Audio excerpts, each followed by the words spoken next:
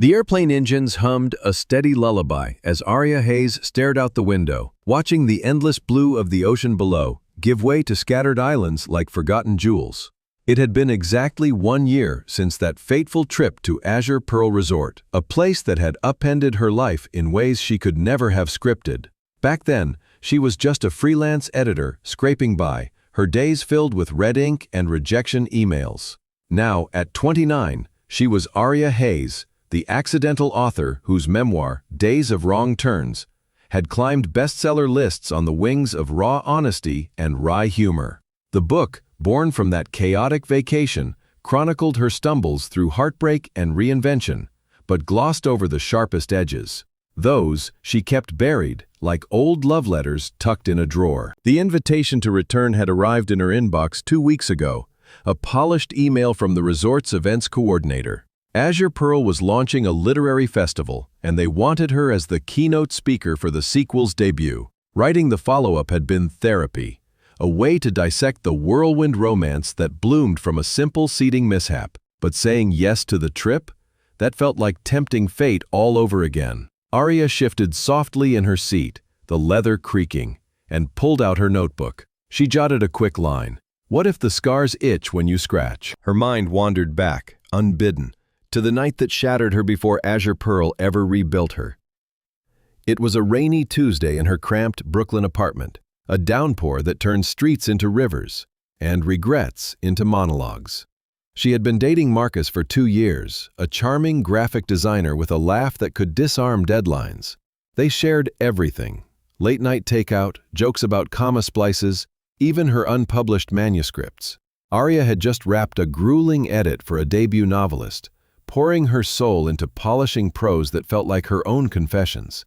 Exhausted but triumphant, she surprised Marcus with Thai food and a bottle of cheap wine at his office. The door to his cubicle was ajar, and she paused at the threshold, the plastic bag handles digging into her palms. There, under the harsh fluorescent lights, Marcus leaned over his desk, his hand tangled in the hair of Jenna, his colleague and her supposed friend. Jenna, the one who borrowed Arya's favorite scarf and never returned it. Their laughter sliced through the air, low and intimate, as Marcus whispered something that made her blush. Arya's stomach twisted, but she could not look away. An email chain was on his screen, glowing like a betrayal in pixels. Drafts she had edited for Jenna's side project, twisted into love notes. Marcus had used her words, her careful revisions, to woo another woman. Our nights feel like stolen chapters, he had typed, echoing a line Arya once wrote for him in a birthday card. She dropped the bag, the containers spilling pad thai across the carpet in a spicy, saucy mess. Marcus jolted upright, his face draining of color. Jenna scrambled back, her eyes wide with feigned shock. Arya, what are you doing here? Marcus stammered, as if she were the intruder. The office fell silent, heads popping over cubicle walls like wary groundhogs. She stood there, rain dripping from her coat, feeling the weight of every unspoken doubt crash down. You used my words to cheat, she said, her voice steady despite the tremor in her chest. It was not just infidelity, it was theft. Her creativity and her vulnerability were weaponized against her. By morning, Marcus had packed his things from her apartment, leaving a note that read, I am sorry, but we grew apart. As if emotions were plot holes to be glossed over, the fallout was swift and brutal. Jenna spread whispers in their shared freelance circles. Arya was paranoid, unstable, the kind of editor who projected her failures onto clients. Gigs dried up overnight. Her inbox was filled with polite rejections, and her bank account was bled dry from unpaid invoices. She subsisted on instant noodles and spite for weeks, staring at her laptop screen until her eyes burned. The fear took root then, a quiet terror of new beginnings. What if every connection ended in erasure? What if she poured herself into someone, only to watch them rewrite her story without her consent? Arya blinked, pulling herself back to the present as the plane dipped toward landing. The flight attendant's voice crackled over the speakers, announcing their descent into the island airstrip. She tucked the notebook away, her fingers lingering on the worn cover. Below, the turquoise waters sharpened into focus, fringed by white sands that whispered promises of renewal. Azure Pearl Resort sprawled along the coastline like a crown of ivory and azure, its villas gleaming under the tropical sun. Her heart quickened, a mix of anticipation and dread. This was where it all began, a wrong table, a cold glare, and a man who refused to let her fade into the background. The plane touched down with a gentle thud, and Arya gathered her carry-on, weaving through the aisle of sun-kissed tourists. Outside, the air hit her like a warm embrace, thick with salt and hibiscus. A resort shuttle waited, its driver waving a sign with her name in elegant script. As they wound along the coastal road, palm fronds rustling overhead, memories flooded in unfiltered. She saw herself dragging that squeaky suitcase up the stone path, bone-tired from a year of hustling. Marcus's betrayal was the final straw, pushing her to book the off-season discount on a whim. She had called herself a bargain hunter then, but it was a desperate grasp for solitude. The shuttle pulled up to the grand entrance, where staff in crisp linen uniforms greeted her with lays of plumeria. The scent enveloped her, sweet and heady, stirring nostalgia. Check-in was a blur of smiles and keycards, but as Arya stepped into her villa, the door clicking shut behind her, solitude settled like an old friend. The room overlooked the sea, waves rolling violently against the shore. She dropped her bag and wandered to the balcony, leaning on the railing. The horizon stretched infinitely, a canvas of gold and blue. This was the view that had once mocked her solitude, then cradled her revelations. Kicking off her sandals, Arya padded back inside, her bare feet sinking into the cool tile. She rummaged through her suitcase for her swimsuit, but her hand brushed something unexpected, a slim volume wedged in the side pocket. Frowning, she pulled it out. The cover was faded, embossed with silver letters, Whispers of the Tide, a poetry collection by an obscure island author. Her breath caught. Elias Thorne's handwriting scrawled across the flyleaf, to the woman who sat wrong and made it right. Keep turning the pages.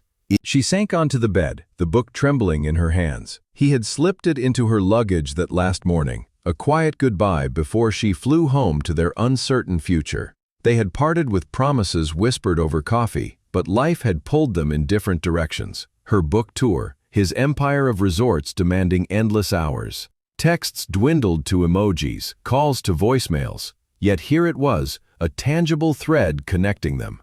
Arya traced the inscription, her thumb smudging the ink slightly. Elias, with his steel-gray eyes and rare, devastating smiles. The man who had turned her escape into an entanglement, then a lifeline. She flipped open the book, the pages whispering like secrets.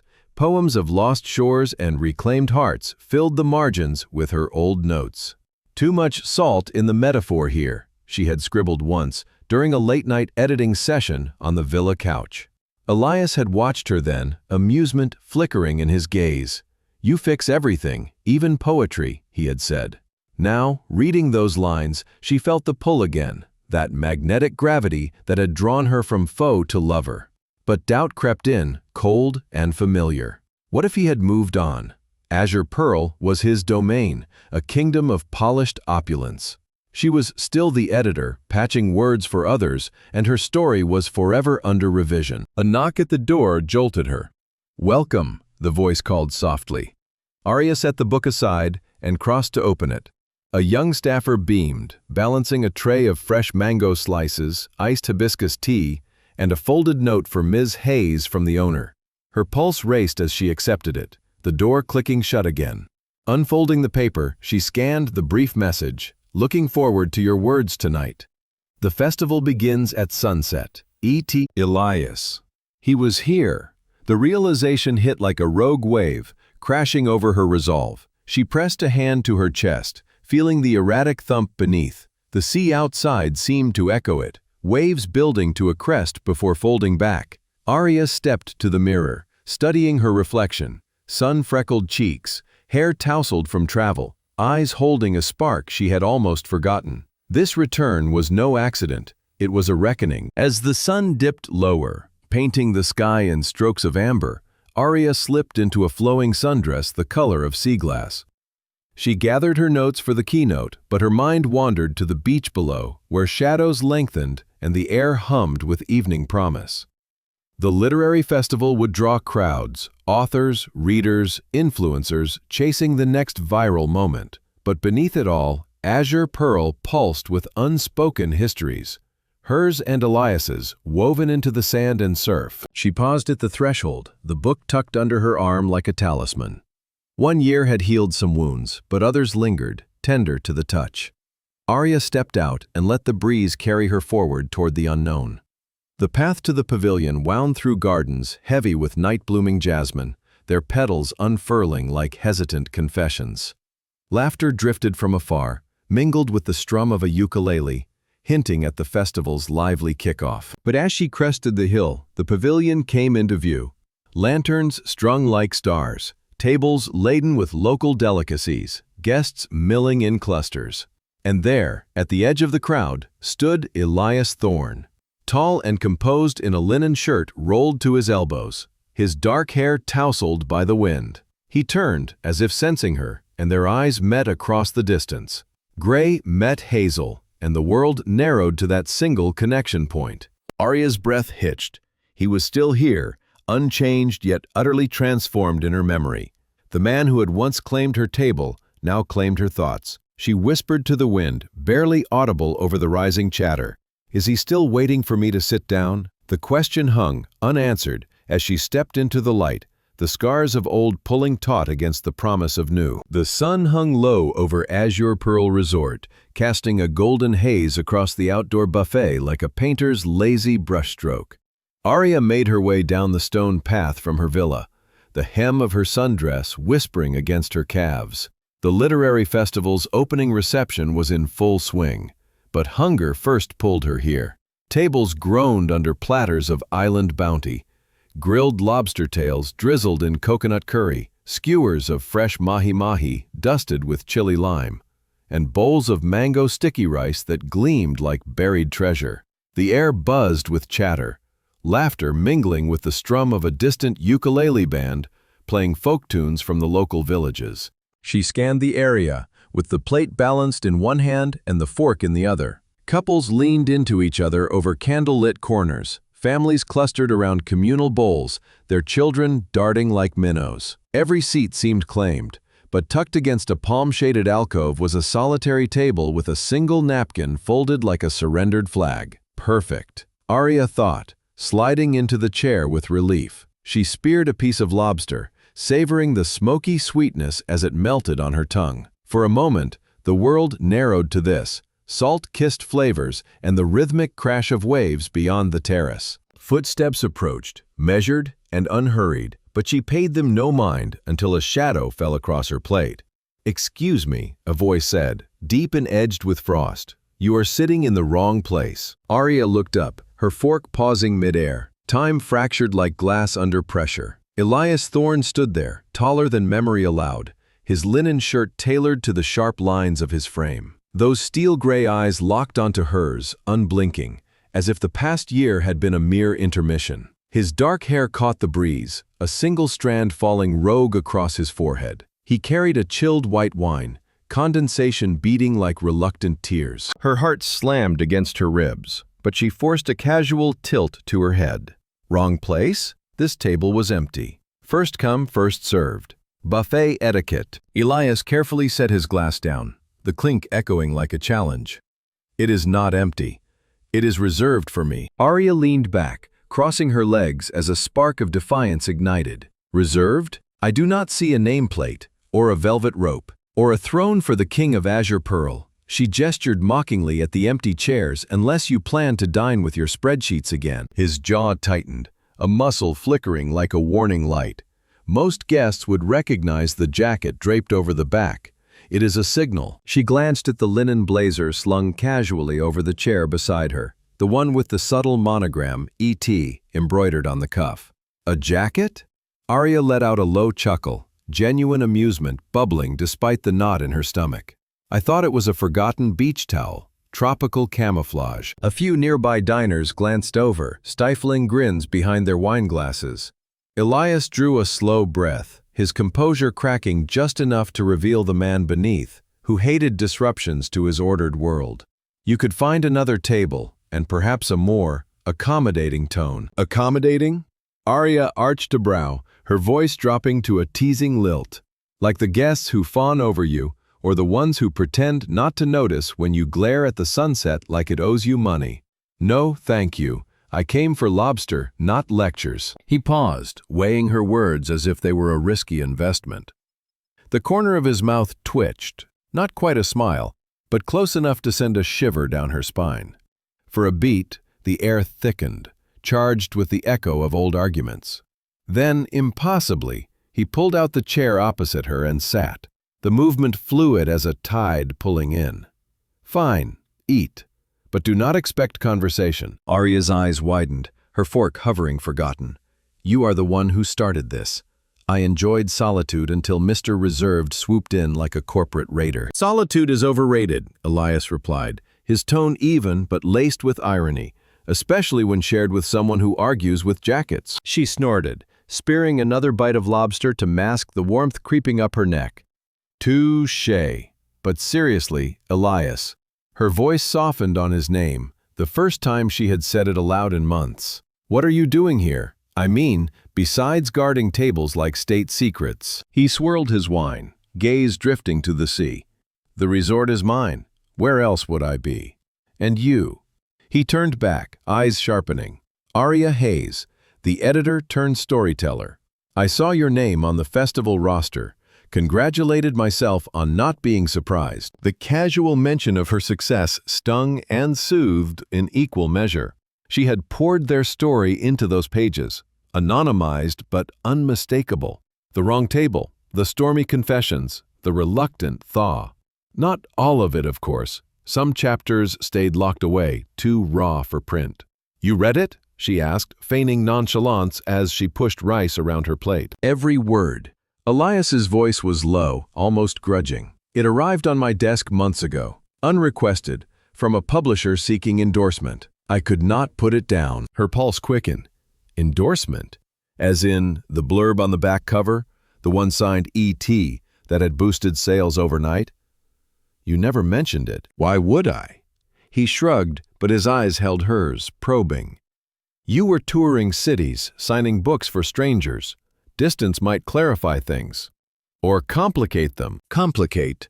The word hung between them, heavy with unspoken texts left unread, calls dodged amid deadlines. Arya set her fork down, appetite fading. And now, here we are, complicating again over lobster and linen. Elias leaned forward slightly, elbows on the table, closing the space like a negotiation tactic. Tell me, Arya, did writing it help? Or did it just reopen the wounds? She met his gaze, unflinching, though her chest tightened. It helped, most days, but some parts. She trailed off, thinking of the betrayal chapter, veiled as a freelance fiasco but rooted in Marcus's theft. Words can heal, but they also scar, like editing a draft you love, only to realize the author stole half the lines. His expression shifted, a flicker of recognition. The book hinted at that. A man who borrowed your voice to speak lies. I wondered if it was a metaphor or a memory. Memory, she admitted, the confession slipping out like a poorly placed comma. He used my edits, my phrases, to charm someone else. Turned my gift into his weapon. After that, trust felt like a plot twist I could not predict. Elias nodded slowly, his fingers drumming once on the glass.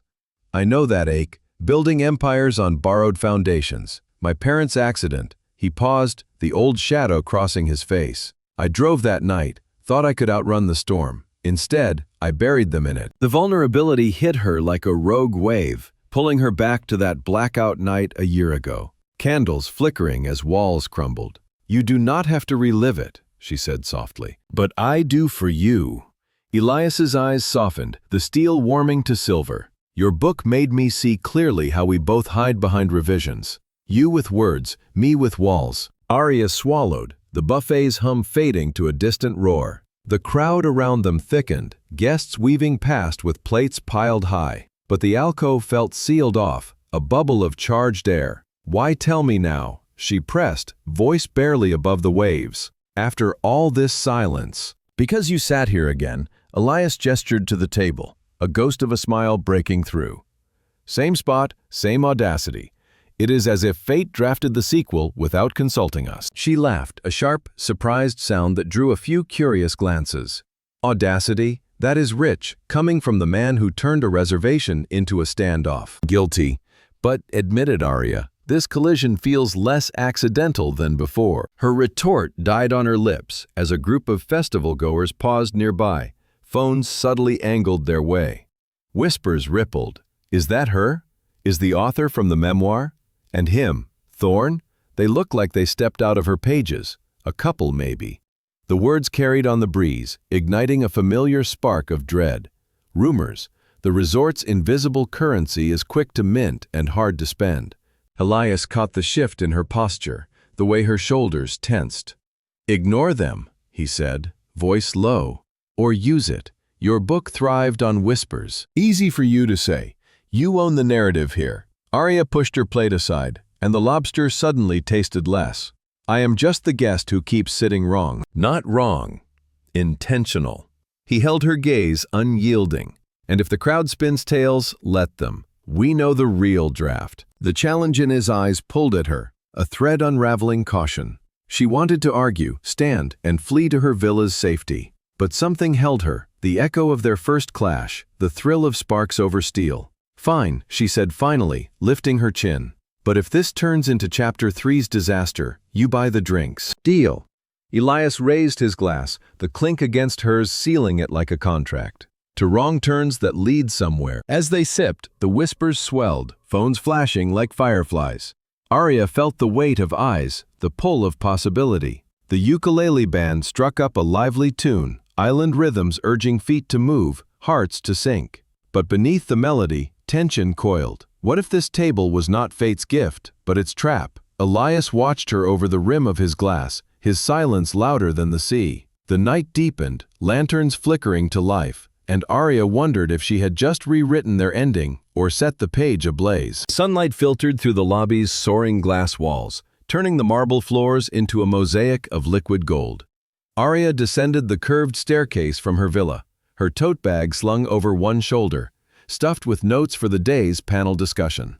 The literary festival hummed with early energy, authors clutching coffee mugs, readers flipping through advance copies, staff gliding past with trays of fresh papaya smoothies. Azure Pearl's lobby had always felt like a cathedral to excess, but this morning it pulsed with purpose. Banners fluttering from the rafters, proclaiming words on the waves. She approached the reception desk, where a poised concierge in a hibiscus print vest tapped at her tablet. "Good morning, Miss Hayes. Your badge for the Author's Lounge." The woman slid a lanyard across the counter, its plastic sleeve holding a glossy photo of Arya mid-laugh, taken from her book jacket. "Event check-in is just ahead, and Mr. Thorne has requested a moment if you are available." Arya's fingers froze on the lanyard. Requested? Her night had been restless, replaying the buffet clash repeatedly. Elias's guarded smiles, the weight of his gaze, the whispers that followed like persistent seagulls. She had woken with resolve, steeling herself for professional distance. This was her turf now, the festival her stage. But Thorne, Elias, the name alone tugged at threads she thought she had snipped clean. Before she could respond, a shadow shifted at the edge of her vision. Elias emerged from a side corridor, striding with that effortless command that made spaces bend around him. He wore a crisp button-down in soft chambray, sleeves rolled to reveal forearms tanned from island oversight. In his hand, a slim folder, no doubt brimming with resort metrics or festival logistics. His eyes found hers instantly, locking with an intensity that rooted her to the spot. "Ms. Hayes," he said, voice carrying just enough warmth to disarm. "I trust the lobster did not leave a grudge." The concierge stifled a smile and vanished into the back office, leaving them in a pocket of sudden quiet. Arya straightened, channeling the poise she reserved for tense client calls. No grudges, just a reminder that some habits die hard, like reserving tables in plain sight. Elias's lips quirked, that almost smile she remembered too well. "Fair point. Walk with me? I have something to show you, a new addition to the grounds, inspired by your keynote theme, healing through narrative." Curiosity warred with caution, but she nodded, stepping beside him as they pushed through the lobby's arched doors. The morning air was crisp with dew, carrying hints of frangipani and sea salt. They veered off the main path toward a secluded wing of the resort she had not explored last time. Low-slung pavilions roofed in thatch, their exteriors woven with vines heavy with orchids. Steam curled from open-air baths, and the faint chime of wind bells mingled with soft incantations in the local dialect. "This is the new spa," Elias explained, gesturing to a sign etched in driftwood. "Tides of renewal." Traditional herbal treatments, rooted in island lore. Massage with turmeric and lemongrass poultices. Sound baths using conch shells. We opened it last quarter, but the festival tie-in brings storytellers here for sessions on words as medicine. Arya paused at the threshold of one pavilion, where a therapist demonstrated a ritual on a volunteer. Gentle presses along meridians, accompanied by murmured folktales of ancient healers. It was intimate, almost sacred, a far cry from the resort's polished glamour. "Inspired by my book?" she asked, turning to him, "or just good marketing?" "Both." Elias leaned against a post, arms crossed in that deceptively casual way. "Your chapters on reinvention, the ones about patching wounds with borrowed stories, they stuck. It made me think that guests come to escape, but leave lighter if they rewrite their drafts." The sincerity in his tone caught her off guard. A glimpse behind the boardroom facade. She wanted to dismiss it, to chalk it up to flattery, but the details rang true. He had read deeply, not skimmed for sound bites. Still, doubt gnawed at the edges. This man built empires from sandcastles. She edited manuscripts in coffee-stained pajamas. The chasm between them yawned wider under the tropical sun. His world of private jets and power lunches, hers of query letters and quiet victories. She said lightly that "you give me too much credit," masking the inner churn. "I am just the editor who got lucky with a memoir. You are the one turning beaches into bibliotherapy." "Luck?" Elias's gaze sharpened, stepping closer until the space between them hummed. "That is what you call it? Sitting at the wrong table, flipping a feud into a phenomenon? No, Arya, that was alchemy." Her phone buzzed in her bag, a lifeline to reality. She fished it out, glancing at the screen, an incoming video call from Sophia, her best friend, the graphic designer who had illustrated the book's cover with swirling ink waves. "Speak of the devil," Arya muttered, swiping to answer. "Hey Soph, you are up early." Sophia's face filled the screen, her curly hair tied back in a bandana, studio chaos visible behind her, sketches pinned to corkboards, a half-eaten bagel on the desk. "Early, girl? It is noon in New York. Just checking you survived the flight and did not bail on the keynote. How is paradise? Spill the tea." Arya angled the phone away from Elias, but it was too late. His reflection caught in the glass door, unmistakable. Sophia's eyes widened, then narrowed in glee. "Wait, is that Thorne? As in, the brooding billionaire from Chapter 7. Oh my God, Arya, did you time travel back to the buffet?" Elias chuckled, low and unforced, leaning into the frame. "I presume Miss Reyes is the illustrator with the eye for hidden currents." Sophia fanned herself dramatically. "The one and only. And you, Mr. I Own the Ocean, Arya told me all about your little reservation standoff. Still hoarding chairs?" Elias replied, "Only the ones worth fighting for," his tone dry but playful. "Though I hear your cover art turned a wrong turn into bestseller gold. Flattery will get you everywhere." Sophia winked, then her expression sobered, turning conspiratorial. "Listen, before I forget, that investment query you sent last month, the indie press funding Arya's sequel tour. Turns out it traces back to Thorne Holdings. Subtle, but I dug into the paperwork. You are bankrolling her roadshow, big guy." Arya's breath hitched, the phone nearly slipping from her grip. "What, Sophia, that was confidential." "Oops, my bad. Artist's curse. Always connecting dots." Sophia shrugged unapologetically. "But hey, it is sweet like a plot twist in your book." The call ended with Sophia's blown kiss and a promise to text memes later, leaving Arya staring at the blank screen. Heat flooded her cheeks, a mix of embarrassment and something sharper, exposure. Elias watched her, his amusement fading into quiet intensity. "So," he said softly, "you edited that manuscript, the one on resilient coasts." My first foray into publishing was a vanity project to honor the island. She nodded, words tangling in her throat. It came across my desk 6 months before Azure Pearl. Anonymous submission, heavy revisions needed. I polished the prose and cut the redundancies. Never knew the author was me. Elias finished, a wry smile tugging at his lips.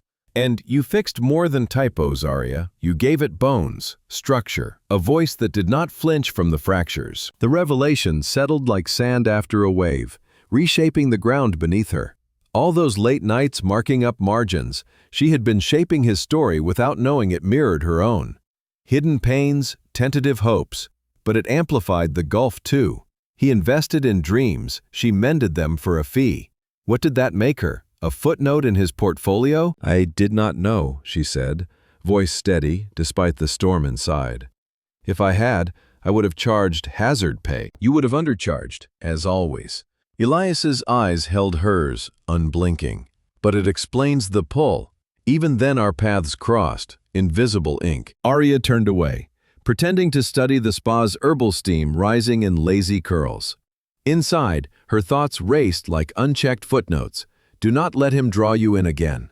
Last time, whispers became headlines. Your quiet life splashed across tabloids. You are the editor, not the edited. He is a tide, you are the shore. Let him lap, but do not erode. Yet the temptation coiled tight. Professional curiosity, she told herself, not the ache of unfinished chapters. Fine, she conceded, meeting his gaze, but only if you promise no more surprises.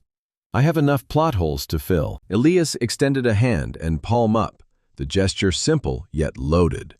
No promises.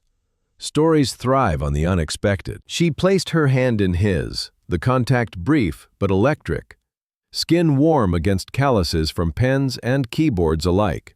As they entered the pavilion, the therapist greeted them with a bow, unfurling mats woven from pandanus leaves. The air thickened with eucalyptus and whispered lore, but Arya's mind echoed with revelations. Elias's investment, her edits, their tangled timelines. The spa's serenity mocked her inner tumult, waves of what-ifs crashing against resolve. They settled onto adjacent mats, the therapist beginning with a guided breath, voices rising in a rhythmic chant. Elias closed his eyes, tension easing from his shoulders. Arya tried to follow, but her pulse betrayed her, hammering secrets into silence. Sophia's call had cracked open doors she thought sealed.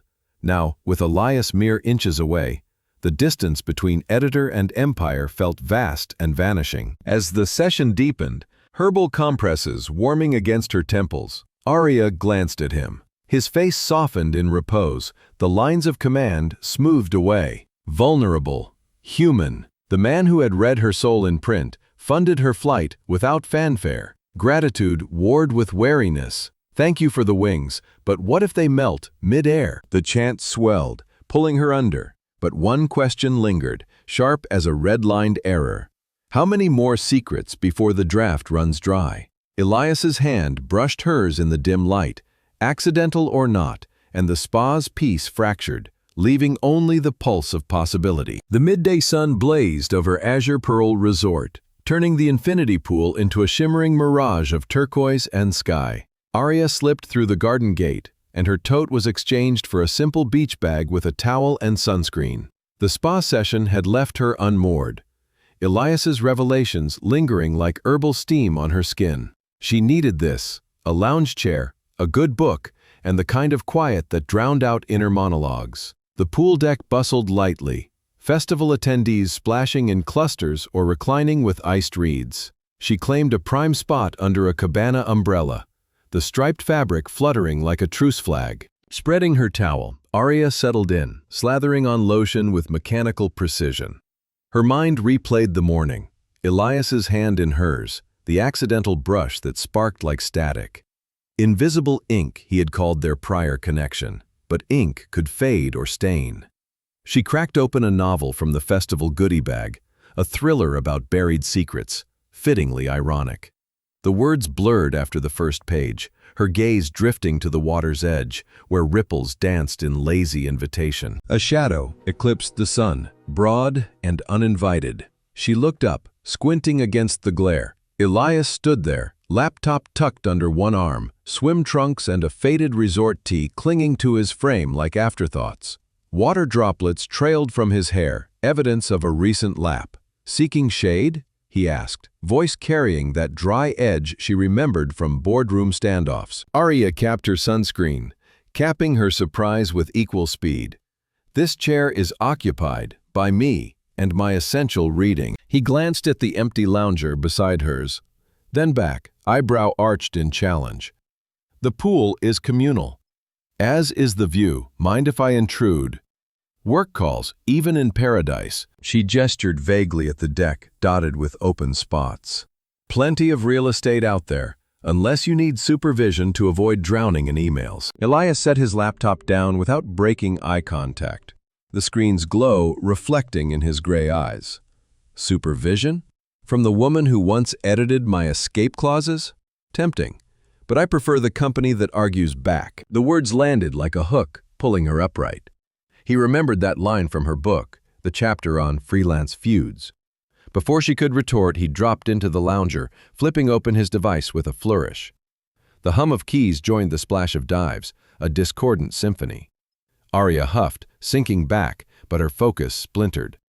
Every keystroke echoed her pulse, every shift of his leg brushing the air between them. Minutes stretched, the sun rising, baking the tension into something palpable. A child cannonballed nearby, sending a spray arcing over the deck. Droplets peppered Elias's screen, and he cursed softly, slamming the lid shut. "Perfect," he muttered. "Nature 1, spreadsheets 0. Arya laughed, but it escaped anyway, bright and betraying. "Told you, laptops and chlorine do not mix. Try a book instead. You know, those paper relics." He turned, water still beading on his lashes, expression caught between exasperation and intrigue. "And what would you prescribe?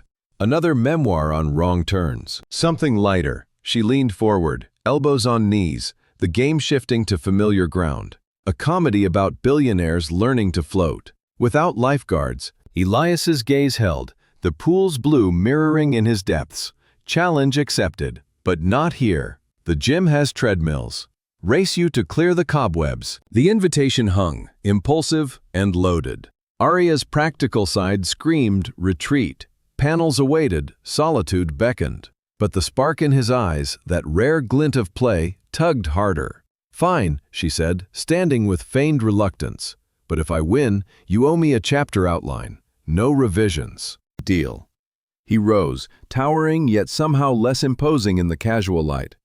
"Lead the way, editor." The gym is nestled in a modern annex off the pool house, all sleek lines and mirrored walls overlooking the lagoon.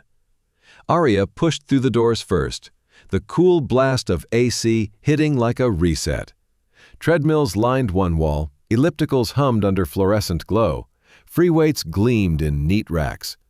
A few early risers pounded away, earbuds in, oblivious to the newcomers. She claimed a machine, lacing sneakers from her bag with efficient tugs. Elias mirrored her on the adjacent belt, his form lean and coiled, hinting at disciplined mornings. "Ready?" she asked, thumb hovering over start. "Always." He punched in his settings, incline steep, speed brisk. Do not go easy. The belts whirred to life, a mechanical heartbeat syncing their strides. Arya matched his pace, breaths steady, and the rhythm pulled her into focus. At first, it was companionable silence, feet thumping in tandem, the mirror reflecting two figures side by side, her determined ponytail swinging, his jaw set in concentration. Sweat beaded on her temple, but the burn felt good, chasing away morning's haze. "You built this place differently," she ventured after a kilometer, voice pitched over the hum. "More open. Last year, it was all cardio isolation." Elias glanced sideways, not breaking stride. Feedback from guests. And one guest in particular. "Your book mentioned movement as a metaphor, chasing clarity on the run. Inspired the redesign. Open layouts, group classes infused with island beats." She faltered for a step, recalibrating speed. "My book? You turned pages into architecture?" "Words shape spaces too." He upped his incline, a subtle escalation. Why hoard them in margins when they can build bridges? The admission fueled her, a competitive fire licking higher. Arya cranked her speed, legs pumping faster, the belt blurring beneath. Oh, now it is personal. Careful, Thorn. I edit for a living. I spot weak foundations. He matched her, sweat tracing his collarbone, tea darkening at the chest. Then, edit this. Why come back? If scars itch, why scratch? The questions sliced through the burn, raw and direct. She gripped the handrails, breaths sharpening. Closure. Or curiosity, take your pick. Liar. Elias's voice dropped, intimate amid the mechanical roar. You could have chosen Maui or the Maldives. Azure Pearl is our unfinished draft. Her lungs protested, but she pushed harder, the treadmill a confessional in motion. Unfinished? We ghosted each other. Texts to tumbleweeds. Whose fault? Yours for vanishing into tours. His retort came breathless, eyes flashing. Mine for burying in balance sheets.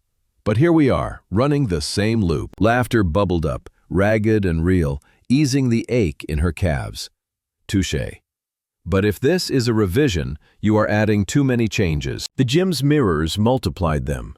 Reflections chasing reflections. Strides sinking like a duet. A bead of sweat traced her neck, and Elias's gaze followed, fleeting but electric. The air thickened, competition blurring into camaraderie, the line between rivalry and rhythm thinning. 2 kilometers in, her quads screamed mutiny, but she held, fueled by the thrill of his nearness. He leaned slightly, voice low. Admit it, this beats solitary edits. Maybe, she grinned through the grit, but only if you concede first. Never. His speed ticked up again, a dare wrapped in determination. The race devolved into glorious chaos. Gasps punctuating jabs. Laughter undercutting labored breaths. Around them, other gym-goers slowed, watching the impromptu showdown with amused glances. A trainer paused mid-set, towel over shoulder. You two look like pros. Festival warm-up? Something like that, Arya panted, waving him off. Elias's hand grazed the console divider, steadying as he adjusted.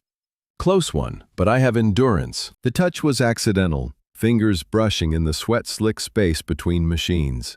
Skin on skin, warm and fleeting, sent a jolt up her arm, sharper than lactic acid. Arya yanked back as if burned, her stride faltering. The treadmill's safety clip yanked free, the belt slowing to a halt.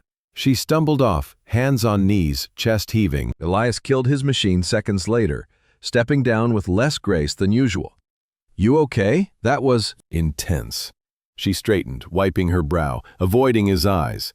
But do not get cocky. I let you win. He chuckled, the sound deep and unguarded, echoing off the mirrors. Sure, you did. Water? She nodded, following him to the cooler, the gym's cool air doing little to temper the flush on her cheeks. He filled 2 bottles, handing hers with a look that lingered too long. The brush replayed in her mind, not just contact, but current. She said this is not the old contract, voice firmer than she felt. No clauses for casual touches. Elias capped his bottle, expression sobering. Not casual, intentional. Like the gym, or the spa, or sitting across from you last night. Arya twisted the cap, the plastic crinkling under her grip. You are rewriting history. We were enemies first, feuds, not flirtations. Were. Past tense. He stepped closer, the space between them humming anew. Now? Your book ended on a cliffhanger. Care to outline the next beat? Her heart thudded, louder than the idling belts. Temptation coiled, but caution clamped down. I need air.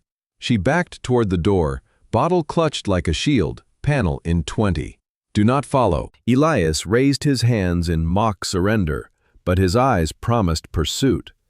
Run all you want, Arya. I am patient with drafts. She fled the gym, the lagoon's breeze slapping her face like a wake-up. The path rewound to the pool, but solitude felt fractured now, every shadow hinting at his shape. The brush replayed, innocent yet incendiary, blurring lines she had drawn in sand. Festival crowds milled ahead, voices rising in eager waves, but her thoughts drowned them out. Elias had built more than walls, he had built bridges from her words. Flattering, Dangerous. At her lounger, she collapsed, book forgotten. The sun beat down, indifferent, as inner debate raged. Retreat to safety, or chase the spark? The treadmill's echo pulsed in her veins, a rhythm urging forward. But forward to what? Revision or ruin? Elias watched her silhouette against the water from the gym's distant windows, laptop abandoned. The race had cleared more than cobwebs, it cracked open possibilities. He grabbed his towel, resolve hardening. Patience, yes, but not forever. The next beat was coming, whether she outlined it or not. The afternoon sun beat down on Azure Pearl's eastern beach, transforming the sand into a skillet of sizzling grains. Arya adjusted her wide-brimmed hat, the festival's schedule clutched in one hand like a shield. After the gym's charged escape, she had thrown herself into panels, dissecting plot twists with fellow authors under air-conditioned tents. Words flowed more easily there, buffered by spotlights and safe distances. But now, the itinerary demanded participation. The Kayak Harmony Festival, a resort staple rebranded for the literary crowd as Paddles and Pages. Guests paired off for tandem kayaks, weaving stories mid-stroke to build team spirit. Or, as the brochure promised, to navigate life's currents together. She scanned the shoreline, where colorful kayaks bobbed like eager pets, tethered to buoys. Laughter rang out as pairs launched, folk musicians on shore strumming ukuleles in lilting island cadences, their songs tales of lost lovers and found horizons. Arya had signed up solo, hoping for a mild-mannered reader or a quiet poet. Anything but complications. Sophia's texts buzzed in her pocket. Spill. Did the treadmill tango lead to tango proper? She silenced her phone, resolve firm. This was movement, not momentum. A staffer in a vibrant sarong waved her over, clipboard in hand. "Miss Hayes? Your partner for the Harmony paddle." She glanced down, then up, her smile widening. Mr. Thorne volunteered, said something about unfinished drafts needing a co-author. Arya's stomach flipped, sharper than a rogue wave. Elias approached from the equipment hut, paddle slung over his shoulder, board shorts, and a rash guard hugging his frame. He moved with that predatory grace, sand barely shifting under his steps. "Volunteered?" she echoed, voice pitching higher than intended. "I thought you hated water sports." Too unpredictable. He stopped beside her, close enough for her to catch the faint scent of sunscreen and salt. "Precisely, but your book raved about tandem chaos, the kind that forges bonds or sinks ships. Figured we could test the theory." The staffer beamed, oblivious to the undercurrent. "Perfect match. Team Harmony 7. Launch from Buoy 3. Remember, sink your strokes, share a story. First pair back wins a sunset conch shell." As the staffer bustled away, Arya crossed her arms, hat tipping low. "This is not funny, Elias. I came for reflection, not reenactments." Who said anything about funny? He picked up their kayak, yellow fiberglass gleaming like a dare. "Consider it research. For my next investment, kayaks with built-in plot armor." She snatched the second paddle, frustration masking the thrill bubbling beneath. "Fine, but if we capsize, you are rewriting the festival brochure. Solo." They waded into the shallows, the water cool against her calves, lapping like conspiratorial whispers. Elias steadied the kayak as she climbed in front, her seat slick with spray. He followed, settling in back, his weight tipping them forward, then level. The shore receded with a shove, ukuleles fading to the sea's steady hush. Around them, other pairs glided, a novelist and critic trading barbs, a poet reciting verses to the rhythm of dips. Arya gripped her paddle, dipping tentatively. "Left," she called, twisting for leverage. The kayak veered right, sluggish as a stubborn mule. "You are overcorrecting," Elias said from behind, his stroke sinking hers with effortless power. "Loosen up. Like editing. Guide. Do not gouge. Easy for you." She pulled harder, the blade slicing foam. "You are the powerhouse in the stern. I am trying not to spin us into a short story about drownings." His laugh rumbled low, vibrating through the hull. "There is the spark. Now, a story. Festival rules. What if we traded truths? You start. The line from your book you cut, but regretted." The question ambushed her, paddle faltering mid-air. "Personal fouls already?" She glanced back, catching his profile. jaw set, eyes on the horizon, but a curve to his mouth betraying intent. Fair play. He dipped again, steadying their drift. I will go first, if it helps. The manuscript you edited. I cut the epilogue on purpose. Too raw, about driving that road after the accident, seeing ghosts in every curve. Your notes flagged it as unresolved. They were right. Arya's grip tightened, the vulnerability pulling at her like an undertow. That is heavy for open water. Mine was lighter.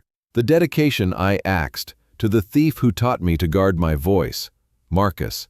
Too bitter for print. Silence stretched, broken only by splashes from afar.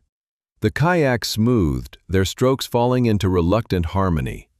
Elias's paddle whispered beside hers, a counterpoint. Guarded, but not guarded enough, he murmured. We both learned that the hard way. She nodded, facing forward, the sea's vastness mirroring her churn. Ahead, buoys bobbed in a lazy figure-8 course, other teams circling like synchronized swimmers. But their kayak listed, caught in a crosscurrent from the reef. Arya twisted sharper, overcompensating. We are drifting. Paddle right. No, left. I am paddling left, Elias countered, his voice edged with strain. You are fighting the tide like it is a deadline. The bow dipped, then yawed wildly, spinning them in a sloppy pirouette. Laughter erupted from a passing duo, their kayaks slicing clean past. Look at Harmony 7, the woman called. Dancing with the waves. Arya's cheeks burned, paddle flailing for purchase. This is your fault. You and your story swaps. Now we are the comic relief. Blame fate, not me. Elias leaned forward, his chest brushing her back in the scramble. Together. Hard left! They heaved in unison, muscles straining, but momentum betrayed them. A swell rolled under, playful yet unforgiving, and the kayak tipped. Time slowed, Arya's hat flying skyward, paddle slipping free, the world inverting in a rush of blue. They plunged, the sea swallowing them in cool embrace. Bubbles exploded around her, salt stinging her eyes, the kayak bobbing empty above. She surfaced, sputtering, hair plastered like seaweed, treading water amid the wreckage. Elias broke through beside her, shaking droplets from his face, his rash guard clinging transparently. Well, he gasped. That was one way to end a chapter. Before Arya could retort, a motor chugged nearby, growing louder. A small rescue skiff zipped into view, helmed not by staff but by 3 grinning kids, no older than 10, in oversized life vests and floppy hats. One clutched the tiller, another brandished a yellow duck floaty like a trophy. The third, a girl with braids beaded in shells, leaned over the rail. Hold on, landlubbers, she yelled, voice piping with authority. You are the clumsiest duo we have saved all week. The boy with the floaty tossed it toward Arya, who grabbed it amid gales of their laughter. Pair of the Year award goes to the Flailing Authors, he hooted as Elias hauled himself aboard, water streaming from his shorts. Arya clambered up next, dripping and defeated, the duck floaty clutched like a lifeline. Rescued by pirates in training, this is rock bottom, or peak comedy, Elias said, hauling her the last pull, his hand lingering on her elbow. Thanks, Captain. What is the fare for this heroics? The girl puffed her chest, 1 story each, and a conch shell if you win. But you two, you are disqualified from the spin cycle. As the skiff motored back, kids chattering about viral videos and dad jokes, Arya wrung out her hair, stealing glances at Elias. He met her eyes, and something cracked. A complete and unguarded laugh shook his shoulders. It started small, then built, infectious, drawing her in until she joined, the absurdity dissolving barriers. She accused you of laughing through giggles, wiping tears mixed with seawater. The Ice King melts, only for worthy disasters. He sobered slightly, but the warmth lingered. And this? Worthy. Fate is not hating Arya. It is pairing us, flaws and all. The words hung, heavier than the waves as the shore neared. Ukuleles swelled in welcome, staff rushing with towels, but the kids' cheers drowned them. Go Harmony 7. Encore. Lucas waited on the sand, Elias's advisor in khakis and a festival polo, phone in hand. He had filmed the whole tumble, footage already cued. He said he sent it to you, boss, clapping Elias's wet back. She brings out the live wire in you. Careful, or the board will demand shares. Elias waved him off, but his eyes stayed on Arya, towel-draped and windswept. Lucas's grin widened, conspiratorial. Do not let this one paddle away. As the group dispersed, conch prizes handed to steadier teams, Arya lingered. The duck floaty deflated at her feet. Elias approached, towel over shoulders, expression soft in the dying light. "Truce?" he asked, offering a hand up. She took it, the grip firm, lingering. "Truce. But next time we walk on the beach, less sinking, more talking." Agreed. His thumb brushed her knuckles, deliberate now. However, talking mid-capsize has its charms. The sun dipped lower, painting the sea in fire, and Arya felt the pull, not just of shore, but of him. Fate's clumsy hand, or theirs. The ukuleles struck a final chord, but her pulse echoed louder. The laughter shared a bridge too sturdy to burn. As they walked the sand, hands brushing accidentally once more, she wondered if harmony lay in sync or in the glorious offbeat. The festival lights flickered on, but their story's rhythm thrummed on, unscripted and unrelenting. Twilight draped azure pearl resort in bruised purples, the sky thickening with clouds that rolled in from the horizon like unspoken regrets. Arya wandered the beach path after the kayak fiasco, her damp clothes traded for a light wrap, the duck floaty abandoned as a trophy in her villa. The festival's evening sessions had scattered, authors retreating to bonfires for impromptu readings, but she craved isolation. The sea churned restlessly, waves slapping the shore with growing insistence, mirroring the unrest in her chest. Elias's laughter from the skiff still echoed, warm and disarming, but it clashed with the caution she had rebuilt brick by brick. She paused at a weathered bench overlooking the lagoon, sinking onto the slats as wind tugged at her hair. The air hummed with ozone, a prelude to a storm, and distant thunder grumbled like a warning. Sophia's latest text lit her phone. "Kids saving you too? Iconic. But seriously, that laugh in the video. Girl, he's thawing. Do not ice him out." Arya pocketed the device, staring at the darkening water. Thawing meant vulnerability, and she had learned the cost of that the hard way. Lightning forked silently across the clouds, illuminating the resort's silhouette. Villas glowing like lanterns, the main pavilion a hub of flickering activity. She should head inside and join the crowd for safety in numbers. But the bench held her, a momentary anchor. Footsteps crunched on the path behind, deliberate and unhurried. She did not turn, but the scent gave him away, clean linen and lingering salt. "Can I join?" Elias asked, voice cutting through the wind.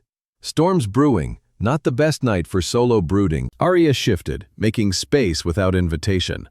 "Brooding is my default setting. You should know that from the book." He sat, close but not crowding, his presence a steady heat against the cooling air. "I do.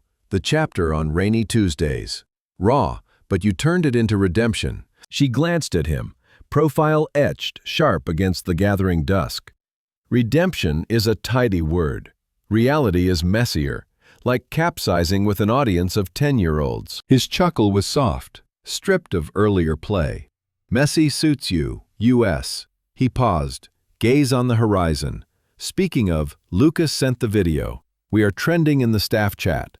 Harmony 7, the splash heard round the reef." Arya groaned, burying her face in her hands.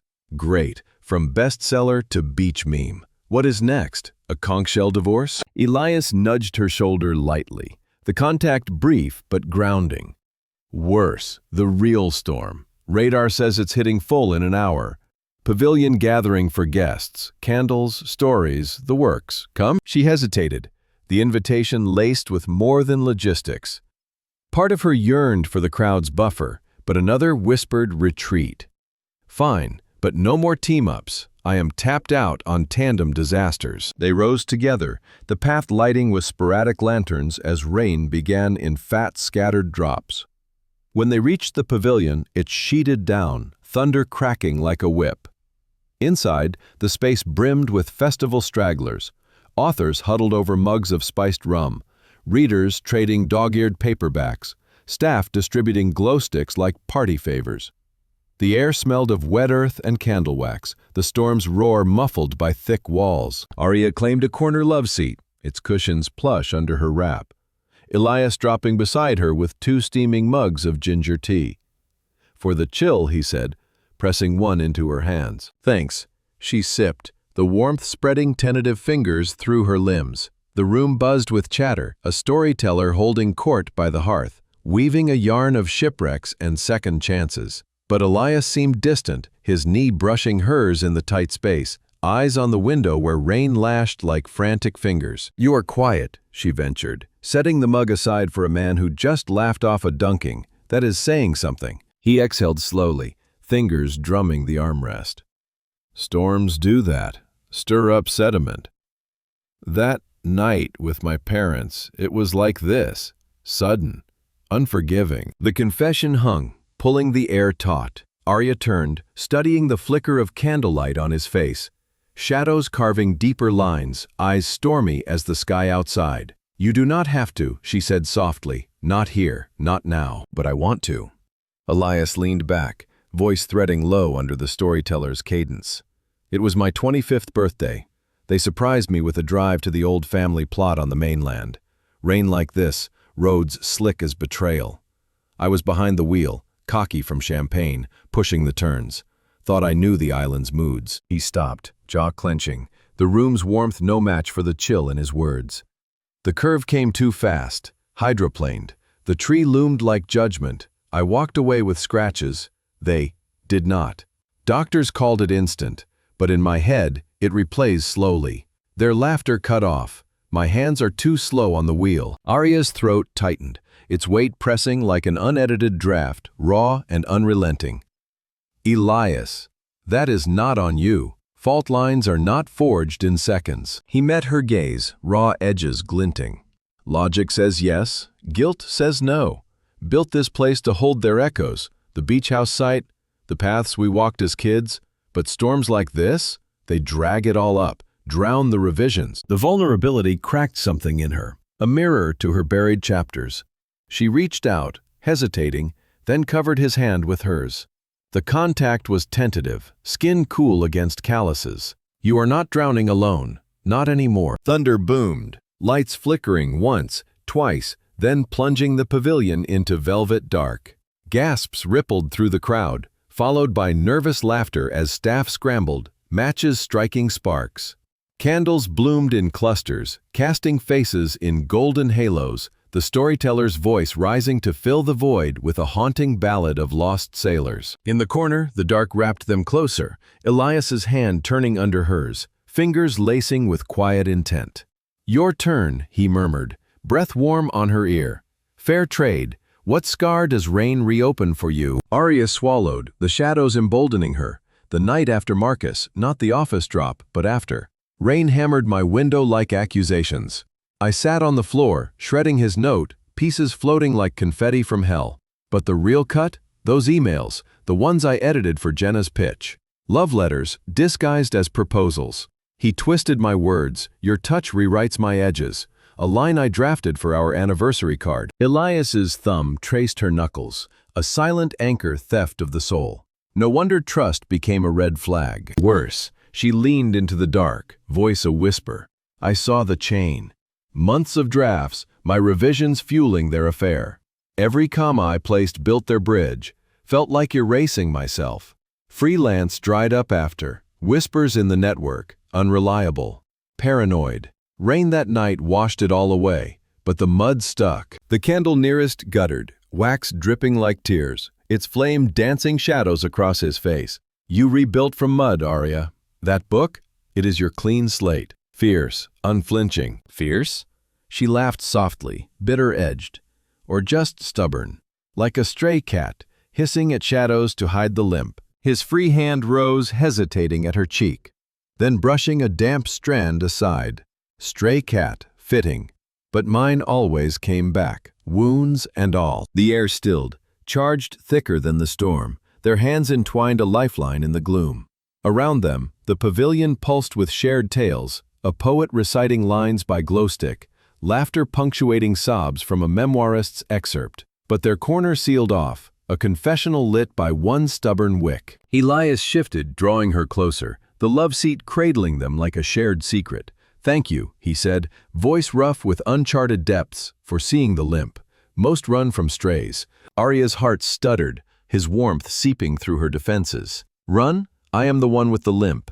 But here we are, hissing together." His laugh was a breath, intimate, stirring the fine hairs on her neck. Together. The word felt like revision, bold and binding. Lightning flashed, illuminating the room in stark white, thunder chasing it with a roar that shook the rafters. The candle snuffed out, plunging them into absolute black, her hand the only tether. Elias's arm slipped around her shoulders, instinctive, protective. "Hold on," he whispered, as if the storm were theirs alone. She did, leaning into the solid line of him, pulse syncing with the rain's tattoo. In that void, confessions lingered, wounds aired like pages turned, not healed, but held. The dark amplified every breath, every shift, the space between them shrinking to whispers. Murmurs. He released her hand slowly, fingers trailing reluctance. Powers back. Story time over. Arya rubbed her palm, the ghost of his touch tingling. For now, but drafts like this? They demand sequels. His eyes met hers in the renewed glow, silvered with unspoken promise. Then we outline one. No cuts. The storm raged on outside, but inside the air shifted, lighter, laced with possibility. Guests stirred, clapping the storyteller's finale, but Arya felt the real ending in the quiet between beats. Elias rose, offering his hand once more. "Walk you back?" She took it, standing with him, the pavilion's warmth chasing them into the easing rain. Their steps matched on the path, hands brushing. The night's confessions a bridge too sturdy to cross alone. Thunder rumbled farewell, but her pulse thrummed louder, not storm, but spark. As villa lights winked ahead, she wondered if sharing wounds mended them, or merely mapped the way to deeper cuts. Elias's fingers tightened briefly, answering without words, and the night folded around them, unfinished and alive. Dawn broke over Azure Pearl Resort with a clarity that belied the night's turmoil. The storm's remnants scattered like discarded drafts across the sand. Arya woke early, the villa's ceiling fan stirring memories from the pavilion. Elias's hand in hers, confessions traded in candlelight, the fragile bridge of shared scars. Sleep had been fitful, dreams weaving kayaks into thunderstorms, laughter into lightning. She rose, pulling on hiking shorts and a lightweight tank, lacing sturdy boots with deliberate tugs. The festival's optional trek to the northern cliffs promised panoramic views of the island's hidden cove, a spot locals revered for its festival of lanterns during the solstice. Today, it doubled as a mindfulness walk for authors, journaling prompts etched into the trail markers. Solitude amid elevation, she told herself, a chance to climb above the pull. The group gathered at the trailhead, a dozen festival goers in sun hats and water packs, led by a wiry guide named Kai, with sun-leathered skin and a voice like rolling pebbles. Elias was absent, or so she hoped, his presence a variable she could not yet balance. Kai unfurled a map, pointing to the path's serpentine climb, rocky switchbacks flanked by wild orchids and sheer drops to turquoise shallows below. "Breathe with the island," he instructed. "Let the views rewrite your inner noise. Journal at the summit overlook." Arya fell in at the rear, notebook tucked in her pack, the group's chatter a comforting drone. Palms gave way to scrubby ironwood, the air sharpening with pine and brine.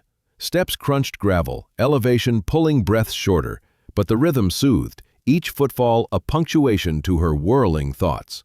Elias's words from the storm lingered. "Stray cat, mine always came back," flattering, terrifying. She had rebuilt post-Marcus by walls of wit and work, not by risking another rewrite. The trail crested a ridge opening to the cove, a crescent of pearl sand cradled by cliffs veined in volcanic black, waves gnawing at basalt like persistent editors. Far below, a cluster of thatched huts marked the local festival site, colorful lanterns strung in preparation for evening rituals, smoke from cooking fires curling skyward. Arya paused, camera phone in hand, framing the scene. Emerald ridges plunging to sapphire, a lone frigate bird wheeling like freedom. Footsteps echoed from behind, heavier than the group's lighter tread. She turned, pulse quickening. Elias crested the rise, pack slung low, a faded trail T-molding to his shoulders. "Morning hike?" he asked, falling in beside her as if scripted. Kai nodded approval from ahead, oblivious to the undercurrent. "You are everywhere," Arya said, voice pitched to the wind. "Thought I had escaped to altitude." Escape implies pursuit. He matched her pace, boots sinking on the uneven stone. Besides, the view is better shared. "Your book mentioned cliffs as metaphors, edges where stories sharpen." She shot him a sidelong glance, the path narrowing to single file, forcing proximity, sharpen or shatter. Careful quoting, "I might revise you out." His laugh was low, carrying over the gusts. "Try it. But first, the summit. Race you?" The challenge sparked, competitive embers from the treadmill reignited. "No fair, you know these rocks." "Know them?" I mapped half. He quickened, but she surged ahead, ponytail whipping, boots gripping lichen-slick ledges. The group thinned, stragglers pausing for photos, leaving them in a bubble of exertion and banter. Sweat beaded her brow, the air thinning, but exhilaration chased doubt. Elias's presence behind was a shadow, not a snare. Steady, not smothering. The trail steepened, switchbacks carving the cliff face like a spine, drops yawning to frothy white below. Arya's calves burned, but she pushed, the cove unfolding in layers. Huts shrinking to toys, lanterns to confetti. At a flat overlook, she stopped, chest heaving, pulling her notebook. Elias arrived seconds later, breathing even, admiration glinting in his eyes. "Impressive." He leaned on a boulder, gaze sweeping the vista. "Like you, scaling heights without nets." Flattery is a slippery slope. She jotted a line. "Cliffs, where gravity tests grace." But her pen faltered as a gust whipped up, loose pebbles skittering underfoot. The edge crumbled slightly, a warning rasp. "Watch the footing," Elias said, voice sharpening. "Path gets glassy here. Rain from last night." She nodded, stepping forward, confidence buoyed by the view. The summit marker loomed, a stone cairn etched with prompts. "Right your edge moment." But as she reached for balance, her boot slipped on a wet vein of quartz, the rock treacherous as trust. Time fractured, ground tilting, arms windmilling, notebook flying into the void. Elias lunged, faster than thought, arms snaking around her waist, hauling her back from the brink. They tumbled together onto safer gravel, his body cushioning hers, breath hot against her neck. For a heartbeat, the world spun, his weight pinning, heart hammering through fabric, the cliff's maw mere inches away. Arya gasped, scrambling up, adrenaline surging. That was close. Too close. Elias rose, brushing dirt from his knees, eyes scanning her for injury. Ankle? Wrist? Fine. Shaken, but in one piece. She flexed her foot, wincing at a twinge. Just a twist. Stupid rock. Not stupid. Treacherous. Like me. He offered a hand, pulling her upright, the grip lingering in assessment. "Can you walk?" She tested weight, pain, and Lansing was sharp but bearable. Yeah, but slow. The group called from ahead, voices faint, but Elias shook his head. "No summit today. Back to base. I will carry it if needed. Do not baby me." Arya limped forward, but the path's decline amplified the throb, each step a jolt. Halfway down, pride yielded to practicality. "Fine. Piggyback?" He turned, crouching without protest.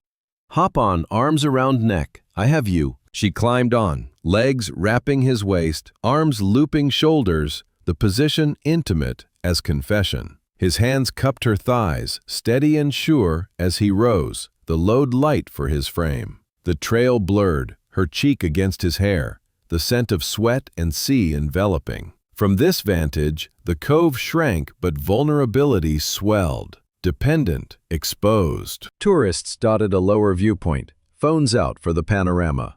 As Elias navigated the descent, careful on the scree, heads turned. Whispers carried, "Look, that is Thorne," and the author, carrying her like a hero. A woman in a floppy hat zoomed her lens, video rolling. Oh my God, straight out of her book. Number sign, Azure Pearl Romance, trending already. Arya buried her face deeper, mortification heating her skin. Please put me down. They are filming. Ignore. Elias's voice rumbled through his chest. Focus on the path. Almost there. But the damage spread. Clicks multiplying.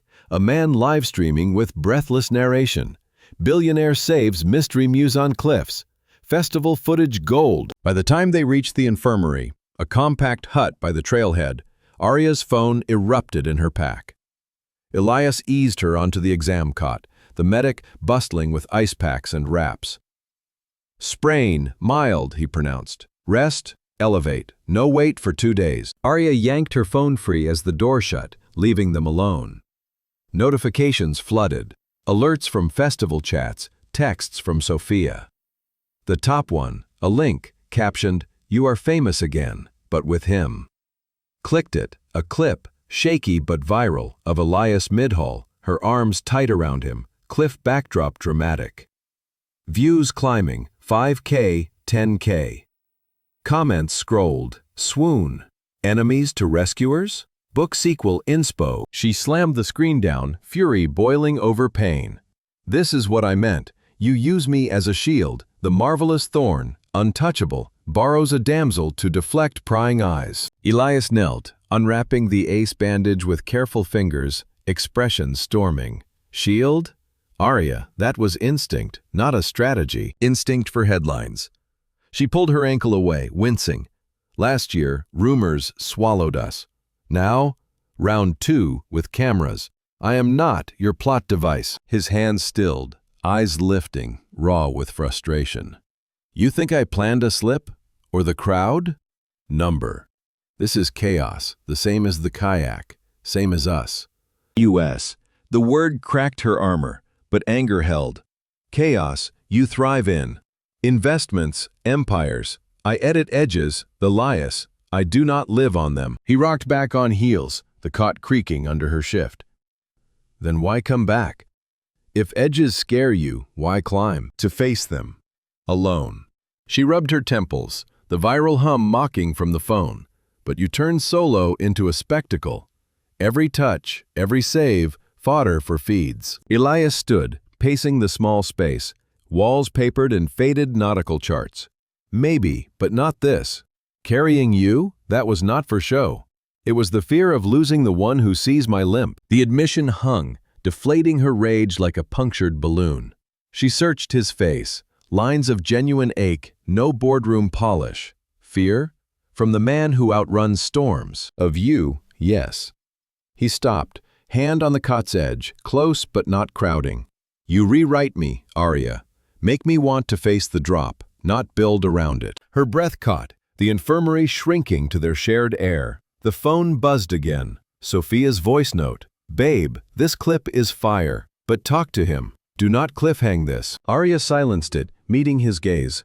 Then face it with me. No shields, just us, messy and mapped. Elias nodded, slowly, the tension uncoiling like a rope. Deal. Starting with getting you back. Piggyback encore? She laughed, sharp and releasing, extending her arms only if you promise no viral vows. He scooped her up, lighter now, the path back bathed in climbing sun. Tourists parted, phones lowering under his glare, but whispers trailed, romance confirmed? The cove sparkled below, lanterns stirring in the breeze, a festival waiting. Arya rested her chin on his shoulder, the throb fading to hum. Rumors exploded, but beneath, something solidified. Not spectacle, but substance. As villas neared, she whispered, "Rewrite me back, Elias, edge and all." He squeezed her thigh, a silent vow, the world's noise fading to their synced steps. The clip would go viral, but their story? That drafted deeper, cliff-proof, and climbing. The afternoon sun dipped toward the horizon, gilding Azure Pearl Resort in lazy amber as Arya hobbled from the infirmary on Elias's arm, the brace a stiff companion to her limp. The viral clip had exploded across festival feeds, hashtags multiplying like unchecked footnotes. Cliffside save, thorn and tails, speculation swirling from playful to predatory.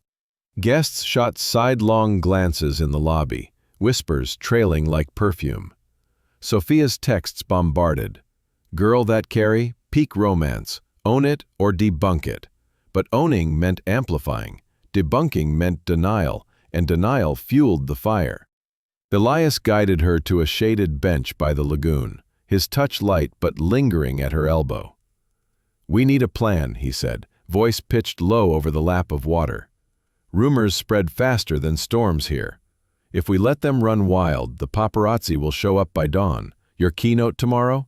Doomed to flashbulbs." Arya sank onto the bench, ankle elevated on a stool summoned by a passing staffer. Plan, like last year. Fake it till checkout. Pretend we are together, control the narrative, then fade to friends. His eyes sharpened, weighing the echo of their old verbal pact. Pretend. The word tasted like ash, but he nodded. Agreed. Boundaries, hand-holding for photos, no overnights, dissolve on departure. You script the scenes? She managed a wry smile, the absurdity a balm. Director Hayes reporting. Scene 1. Casual beach stroll. No cliff reenactments. Elias extended a hand, palm up, sealing it with a clasp that held a beat too long. Contract inked, but remember, even fakes have fine print. The word contract hung between them, a bridge rebuilt from ruins, as the sun sank lower, painting the lagoon in molten strokes. Arya felt the pull, pretend as armor or prelude, but the clip's views ticked past 100,000, and choice narrowed to survival. By evening, the pretense debuted under festival lanterns, the beach volleyball court alive with local teams and author all-stars. Nets strung taut between palms, sand raked smooth, ukuleles strumming an upbeat island beat that urged hips to sway. Arya arrived on crutches, brace visible but spirit feigned buoyant, Elias at her side like a leading man scripted for support. Guests clustered courtside, coolers of coconut water sweating in the heat, eyes darting with knowing smirks. A local captain, broad-shouldered with tattoos of ancient canoes, waved them over. "Thorn, you play? We need height for blocks."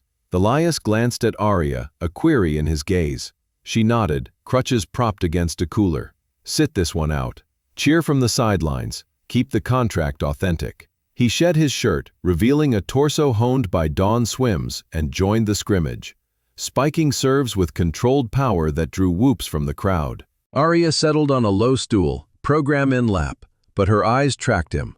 Fluid dodges, sand flying, a grin flashing rare and real when he netted a point. The pretense blurred. Spectators bought it wholesale, a woman beside her sighing. They are adorable, like her book, but live action. The set broke for water, Elias jogging over, sweat sheened and breathless. "Your turn to direct. Any notes?" She handed him a bottle, fingers brushing in the exchange, the contact scripted yet sparking. "Block left for the next rally, and smile. Contract clause, charm sells the scene." He drank deep, his throat working, then leaned in, his voice for her ears alone. "Charm is easy with the right co-star. But this," he gestured to the court, locals mingling with festival folk in easy chaos, "feels less fake than forecasted." Before she could parse that, the captain called him back, and Elias vaulted the net, the crowd's applause a curtain call. Arya's pulse quickened, the game resuming in a flurry of dives and cheers. A local girl, lithe and fierce, served an ace, but Elias countered with a dig that saved the point, his focus laser-sharp, yet glancing her way with a conspiratorial wink. The act wove seamlessly, his glances her direction, her nods of encouragement, the team absorbing them as a couple's shorthand. Halftime brought shaved ice from a roving cart, cones piled with grated coconut flecked in lime zest, and the treat was a festival staple, sticky sweet and cooling. Elias returned, a victorious set under his belt, and pressed one into her hand, the flavor unerring. Passion fruit swirl, tart and vivid. "You mentioned this in Chapter 9, he said casually, dropping beside her on the sand. "The one on small indulgences. Kitchen stocked extra." Arya licked the edge, the burst familiar yet freighted now. "You read that closely? Or just good memory?" "Both." He savored his own vanilla simplicity against the chaos. Contracts demand details, like knowing passion fruit cuts through doubt. The admission landed softly, the court's roar fading to their bubble. She met his gaze over melting cones, the sweetness cloying against the undercurrent. Details like storm scars or cliff carries, all of it. Elias set his cone aside, sand dusting his knees. Pretend starts simple. But you complicate beautifully. Heat rose, not from the sun, but from proximity, the line between role and reality fraying like net cords. The second set called, but he lingered, thumb swiping a drip from her chin, the touch lingering scripted intimacy into something seismic. Win, she murmured, voice unsteady. Audience approves. He rose, but paused, bending to her level. For you, then, not them. The game blurred after, spikes thundering, sand stinging eyes, but Arya's focus narrowed to him, the way he moved with purpose, every block a barrier breached for her gaze. Locals folded them in, a girl braiding shells into her hair mid-cheer, the team dubbing them the power pair. Pretend, yes, but the laughter rang true, the high fives electric. Sunset unfurled as the match wrapped, sky bleeding pink and gold, the court emptying to lantern glow. Sand-caked and triumphant, Elias offered his arm for the hobble back, the path to the beach bar winding through dunes dotted with low fires. Guests lingered in pairs, the viral hum subdued by evening's hush, but eyes followed, the contract holding. At the bar, stools under thatch, he ordered 2 fresh coconuts, straws piercing husks with satisfying pops. To scenes sold, he toasted, clinking shells. She countered, not to sink the script, sipping the cool milk, the bar's tiki torches flickering like plot points. But seriously, this works. Rumors quelled? For now. Elias leaned on the counter, facing her, the firelight carving shadows on his jaw. But fake has a shelf life. What if the audience demands encores? Her straw paused, the question probing deeper than pretense. Encore means blurring. Handholds turned to more. His fingers traced the coconut's weave, mirroring her grip. More terrifies, but less than losing the authenticity beneath. The admission hung, heavy as tropical air, the sea's murmur underscoring the shift. Arya set her drink down, the bars hum distant, their stool a stage for 2. You remember passion fruit from a throwaway line. That is not a contract, that is care. Care was always there. Elias's voice dropped, intimate as confession. The table, the storm, the cliff, layers, not lines. She searched his face, the gray eyes unguarded in torchlight, the man behind the mogul peering through. Layers scare me. Marcus layered lies on my words. You build with them, and that terrifies me. He reached across, hand covering hers on the counter, the touch deliberate, no crowd to cue it. Pretend lets us test the weight without the world watching every word. The contact anchored, warm and weighted, her thumb tracing his knuckle unbidden. Testing. Like volleyball dives? Or coconut details? Both. He turned her hand, palm up, tracing a faint scar from a paper cut that had long healed. Every detail draws us closer. Why fight the revision? Because revisions rewrite endings. Arya's voice wavered, the sea breeze carrying salt and secrets. But this feels like the good kind. His smile broke slowly, devastating in its rarity, pulling her in like a tide.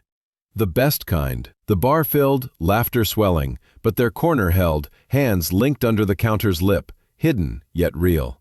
A local musician struck up a guitar, chords weaving through the dusk, the melody a lover's lament turned hopeful. Elias's thumb stroked her wrist, pulse to pulse, the contract's fine print fading to felt truth. As stars pricked the sky, he rose, drawing her up gently, crutches forgotten in the moment. Walk with me? Sand path, slow. She nodded, arms slipping his waist for balance, the lean mutual now. The beach stretched empty, waves sighing approval, their steps sinking in the surf's edge. Hand in hand, fingers interlaced beyond script, the sunset's last light gilding their shadows long and linked. Why is pretending so hard? Arya whispered to the waves, the question slipping free, breeze whisking it toward the horizon. Elias stopped, turning her to face him, sea at their backs, stars wheeling above. Because it is not anymore. His free hand cupped her cheek, thumb brushing her lip, the world narrowing to breath and beat. She leaned in, forehead to his, the contract dissolving in the salt-kissed air. Then what is it? U.S. Real. The word sealed it, lips brushing tentatively, the kiss a spark to tinder, deepening with the tide's pull. Hands roamed waist to back, the pretense ash in the wind. They broke apart gasping, foreheads pressed, laughter bubbling, shared and soft. Contract breached, the Elias murmured. Penalty? Rewritelty. Rewrite the terms. Arya pulled him closer, the seas roar their witness. No fakes, just this. He kissed her again, surer, the beach their blank page, stars scripting sequels in silver. The viral world spun on, but here, in the hush of wave and want, the story turned true, layer by unlayered layer. The evening air at Azure Pearl Resort hung heavy with the scent of night-blooming jasmine and smoldering torches, the literary festival's gala unfolding across the poolside terrace like a scene from a forgotten novella. Lanterns swayed in the breeze, casting pools of amber light over white-draped tables laden with platters of seared scallops drizzled in passion-fruit reduction, and bowls of chilled gazpacho flecked with island herbs. A jazz quartet, locals infused with bebop flair, filled the space with saxophone sighs and brushed drum whispers, their melodies weaving through the crowd of authors in flowing silks and tailored linens. Arya navigated the edge on her crutch, the brace a subtle hindrance under her seafoam gown that skimmed her curves like a gentle wave. It slit, allowing just enough freedom for the evening's feigned grace. Elias appeared at her side as if conjured, his black tuxedo cut sharp against the night, bowtie a nod to old Hollywood rather than boardroom severity. He offered his arm with a murmur. "You look like the story's climax, ready for the spotlight?" She looped her hand through his elbow, the contract's warmth now a habit too ingrained to question. "Spotlight? With this ankle? I am hobbling toward intermission. But yes, let us sell the sequel." They moved into the throng, greetings rippling around them like aftershocks from the cliff clip, nods from panelists, winks from readers clutching signed copies, the air electric with their manufactured aura. Sophia's latest text arrived in mid-dress. Clip at 500,000 views. You two are the festival's plot twist. Do not botch the gala arc. Arya silenced her phone, leaning into Elias's steady frame as they claimed a high-top table near the quartet. Flutes of sparkling guava champagne bubbling in crystal. The pretense flowed effortlessly now, his hand at her lower back, guiding her to the stool, her laughter at his dry quip about a novelist's overwrought metaphor, the subtle lean of bodies that spoke volumes without volume. Guests orbited, drawn by the buzz, a poetess with silver-streaked hair toasting, to wrong tables and right rescues. May your chapters entwine. Elias raised his glass, eyes locking Arya's over the rim, and the toast was a veiled vow that sent heat coiling low in her belly. Conversation swirled, festival shop talk laced with personal probes.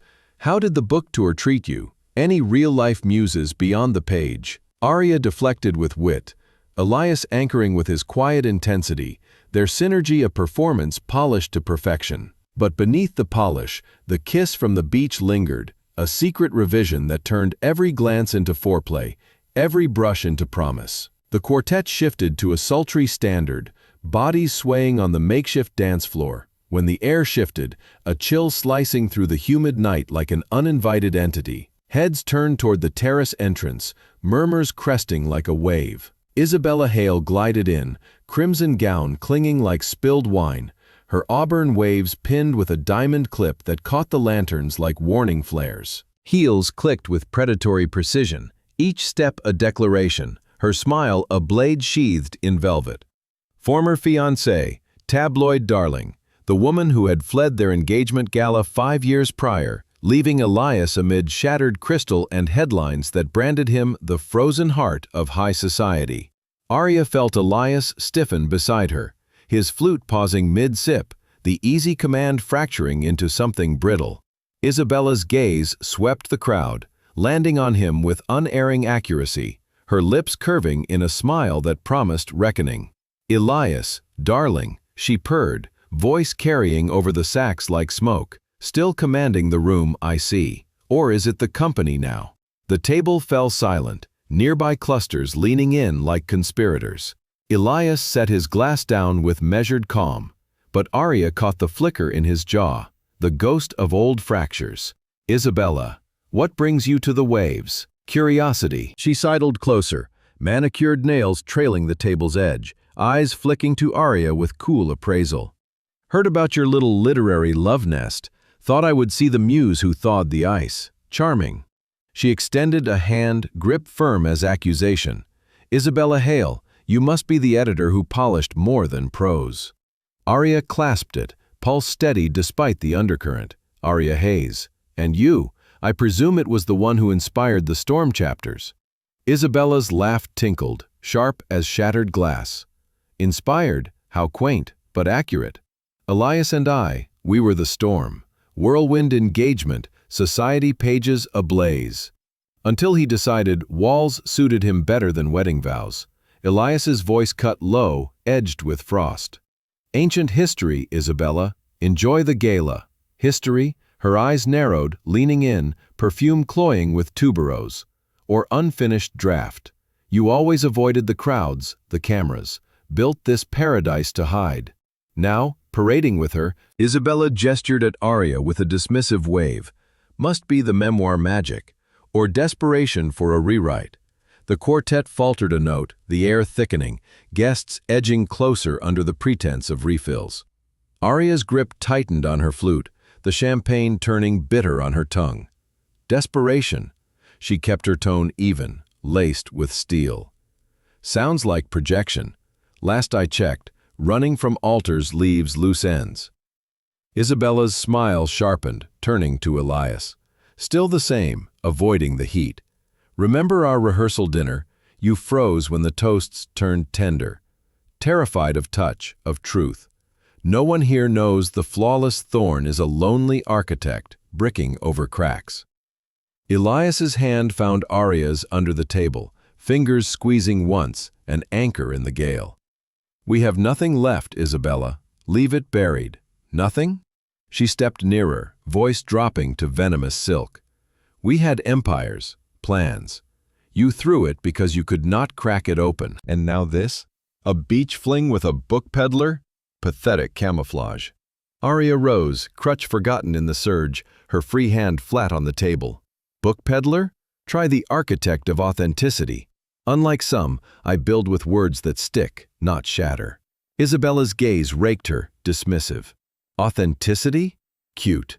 But tell me, does he whisper his ghosts to you? The accident that armored him, or the nights he paces alone, empire empty?" "Enough." Elias stood, chair scraping like a line drawn, his frame a barrier between them. "You came to stir, not stay. The door is that way." The crowd breathed, the quartet improvising a bridge to fill the void.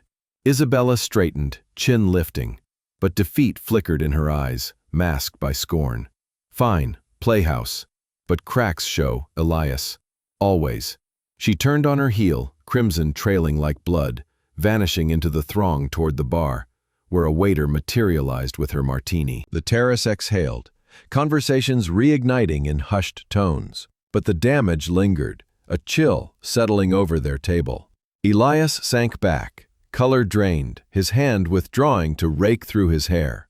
"Sorry, did not expect ghosts," Arya finished softly, reclaiming her seat, the crutch a prop she leaned into for steadiness. "She does not get to define you, not anymore."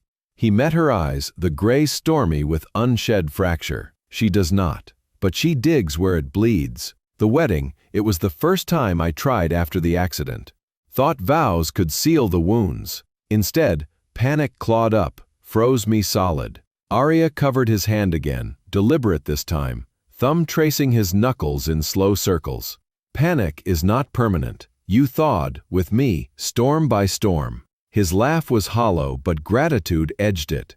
"With you, yes, but seeing her, it is the mirror I smashed. Reminds me why walls worked. They do not with us." She squeezed, the jazz swelling around them like a bomb. "You let me see the cracks. That is braver than any altar." Elias turned his hand, lacing fingers, the contact a quiet rebellion. "Braver, maybe. But tonight, Feels like regression. Then regress with me. Arya nodded to the dance floor, bodies swaying under lanterns, the quartet easing into a slow sway. One turn. No crowds, just us, rewriting the rhythm. He searched her face, hesitation fracturing under resolve. One turn. They moved to the floor's edge, his arm around her waist supporting more than the ankle, her hand on his shoulder a perch for balance. The music enveloped, saxophone crooning low, drums a heartbeat pulse. Elias led gently, steps measured to her crutch's tap, the world blurring to their orbit. Guests watched, but the stares softened, the gala's magic reclaiming the night. "You dance like you edit," he murmured, breath on her temple. "Precise, unyielding. And you lead like you build, steady, unbreakable." She leaned closer, cheek to his, the scent of his cologne mingling with the night air. "Isabella is echo, you are now." His hold tightened, a fraction, the sway deepening. "Now, with you." The cracks, they let light in. The song crested, fading to applause, but they lingered, foreheads touching, the terrace's hum a distant tide. Isabella's shadow receded, her martini abandoned at the bar, the night reclaiming its warmth. Elias pulled back slightly, eyes holding hers in the lantern glow. "Thank you, for the turn, for seeing past the freeze."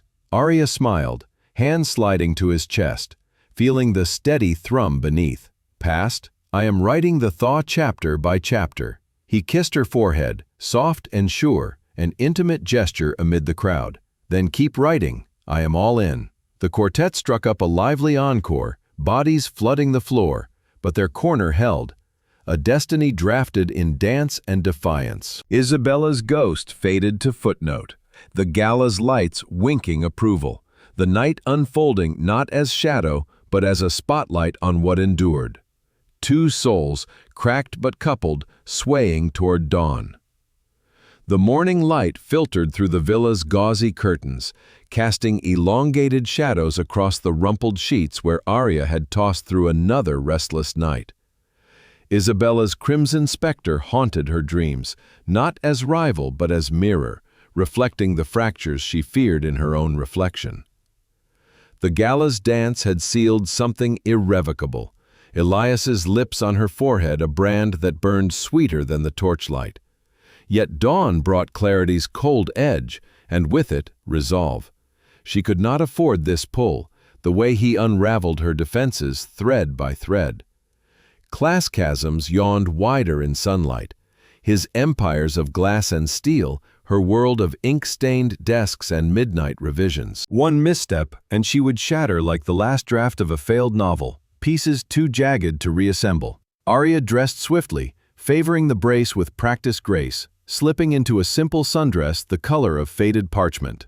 The garden reading nook beckoned, a secluded alcove of teak benches and bougainvillea arches, far from the festival's central buzz. There, amid the hush of rustling leaves and distant surf, she could rebuild her walls, page by solitary page. Notebook in hand, she limped down the path. The resort's paths were mercifully empty at this early hour, and staff were still sweeping last night's confetti from the terrace. The nook enveloped her like a confidential draft, vines curtaining the space from prying eyes, a low table scattered with festival-lending library tomes. She claimed the deepest bench, ankle propped on a woven ottoman, and opened her journal to a fresh spread. Pen poised, words stalled. Instead of prompts, her mind spun monologues, unbidden and unrelenting. "What am I doing?" The question scrawled itself in looping script, ink bleeding slightly from the humidity. Elias Thorne, architect of islands, investor in dreams I can barely afford.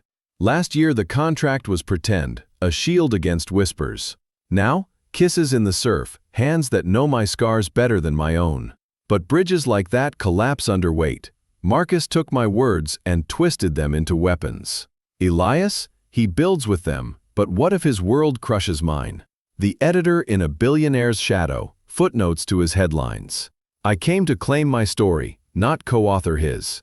Run now, before the plot thickens to tragedy. The pen dug deeper, pages filling with frantic loops, fears of tabloid traps, the ache of unequal orbits, the terror of believing only to break. Sweat beaded her brow, not from heat but the churn, each line a brick in the barrier rising between heart and habit. Hours slipped, the sun climbing, birdsong the only interruption.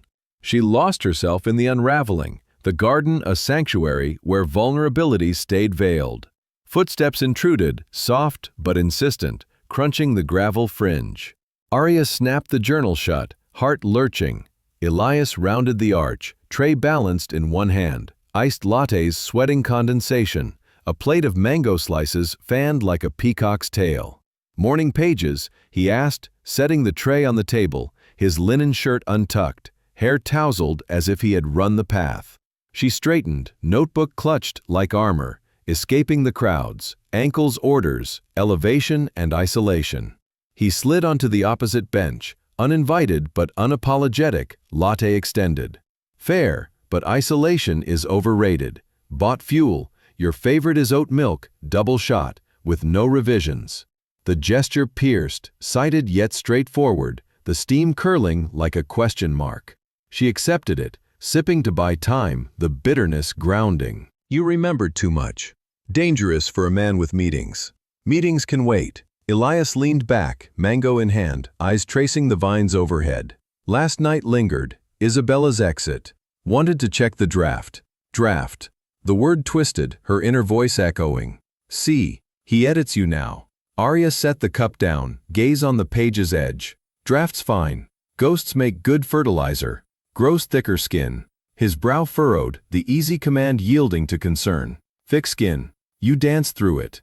Thawed me mid-step. Do not rebuild the freeze alone. Alone is safe. She flipped the journal open, feigning notes, but the words blurred. Last night was the gala's grace. Today, reality revision. Your world spins on axes I cannot grip.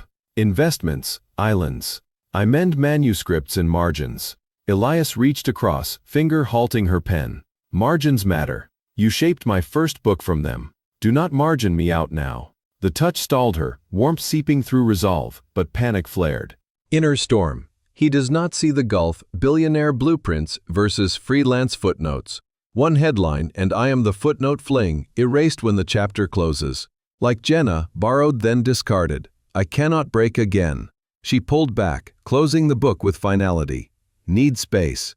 Festival calls, panels, not pursuits. His hand lingered in the air, then dropped, expression shuddering like a window before rain. Space, understood. But Arya, please. The plea cracked, softer than intended.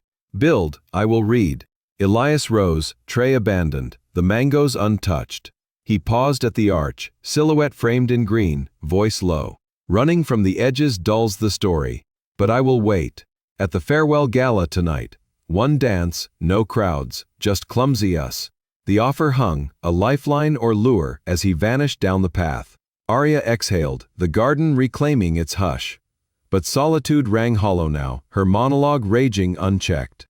Clumsy us, as if equality erases empires. He thaws, but I melt. Fear not of him, but falling into a plot I cannot proofread. The day blurred in avoidance, panels dodged with vague emails, lunches in villa seclusion, texts to Sophia a vent for the vortex. Girl, you are spiraling. Isabella rattled him, not you. But trust the thaw? He is the sun, you are paper. Burn bright, burn out. By dusk, the farewell gala loomed, the resort's grand pavilion transformed, chandeliers dripping crystal like dew, floors polished to mirror the stars, tables groaning under lobster thermidor and taro gnocchi infused with kaffir lime. Authors in finery mingled, champagne flutes clinking toasts to tales untold. The quartet from last night reborn in formal black, bows poised for the night's crescendo. Arya arrived late, gown a midnight blue that pooled like ink, brace concealed under flowing skirt, crutches stowed for the evening's facade. The crowd parted subtly, eyes lingering on her solo entrance, the cliff clips echo in every glance. She wove to a shadowed alcove, flute in hand, the quartet easing into a waltz that tugged at ankles like temptation. Then he appeared, Elias in a midnight tuxedo echoing her hue, a corsage of orchids pinned to his lapel, the flower a nod to the garden's whispers. He said one dance, extending a hand, palm up in silent entreaty. No scripts, just steps. Her pulse betrayed her, inner voice hissing retreat, but the music swelled and resolve fractured. 1. She placed her hand in his, the contact electric, his other arm circling her waist with care for the hidden brace. They moved to the floor's fringe, bodies sinking to the violin's sigh, his lead gentle, accommodating her hitch without comment. You came, he murmured, breath on her ear, the crowd a blur of silk and sparkle. Avoidance has limits. Arya's free hand rested on his shoulder, the fabric warm under his palm. But this feels like Cliff 2.0. Edges again. Edges we navigate together. Elias spun her slowly, the turn a cocoon from stairs. Isabella's words, they claw because they once fit, but you fit now. No walls. The confession pulled, but doubt clawed back, monologue unspooling in her head. Fit, like a key in a lock too grand. His spins empires, mine spins tales. One slip, and I am the subplot sacrificed. The music crested, bodies pressing closer, his chest a drum against hers. You make me fear, Elias, not the fall, the flight. Believing you might catch me, only to watch me plummet. He faltered a step, the waltz wavering, eyes searching hers in the chandelier's glow. Fear? From the woman who rewrote my ruins? Believing terrifies. She tightened her hold, the dance a duel now, steps sharp with unspoken stakes. You are sunlit seas. I am shadowed shelves. What if your light bleaches me? Elias halted them at the floor's edge, hand cupping her cheek, thumb tracing her jaw. Then we dim the lights, share the shadows. You are not bleach. You are ink, indelible. The quartet faded, applause rippling distant, but they stood locked, breaths mingling, the gala's hum a veil. From the bar, Lucas watched. Elias's advisor nursing a scotch, his nod subtle as he approached post-song. Good call, boss, he said low, clapping Elias's back. Dance like that, she stays. Do not let her slip like Isabella. That loss armored you, this unarmor. Elias's gaze never left Arya, and Lucas's words were a catalyst. Unarmor. Yes, he pulled her closer, forehead to hers. Stay, not for the dance, for us. Her heart seized, the monologue fracturing under his honesty. Stay. The word echoed, terror and temptation twined. I am scared, Elias, because I am starting to trust the steps. Then trust the partner. His lips brushed her temple, the kiss a seal on the vow. We stumbled together. The music swelled anew, a tango's fire, and they rejoined the floor, steps surer, the inner storm yielding to rhythm. Guest encircled, but the world narrowed to sway and stare, her hand in his, a bridge unburned. Lucas retreated, smiling, knowing the night unfolding was not conflict but confluence. Arya leaned in, whisper fierce, one more turn. Then we talk terms, real ones. Elias spun her out, then in, the tango claiming them, trust's tentative tango teetering toward truth. The gala whirled on, but their dance drafted destiny, inner conflicts ceding to the pull of possibility. The midday sun climbed high over Azure Pearl Resort, bleaching the sky to a relentless white that mirrored the blank page staring back at Arya from her villa desk. The farewell gala's tango had lingered like a half-written coda, Elias's words weaving through her dreams. Unarmor, trust the partner. She had woken with his kiss on her temple, a phantom warmth, but daylight dragged doubts into sharp relief. The festival wound down, suitcases thumping in hallways, authors exchanging final hugs by the pool. Yet Arya's notebook lay open to yesterday's frantic scrawl, inner conflicts spilling across lines like unchecked revisions. Shadows shared, but light divides. His empires eclipse my edges. One whisper from Isabella, and the chasm cracks wide. Can trust Bridget, or bury me. She snapped the journal shut, the sound echoing too loud in the quiet room. Avoidance had its limits. The afternoon panel on memoir ethics awaited, a circle of folding chairs under a pavilion tent where truths would be probed like open wounds. Arya gathered her notes, brace adjusted for the short limp to the beachfront, but her phone buzzed insistently, shattering the hush. Sophia's video call lit the screen, her friend's face filling it with wide-eyed urgency, background a blur of the New York skyline from her studio window.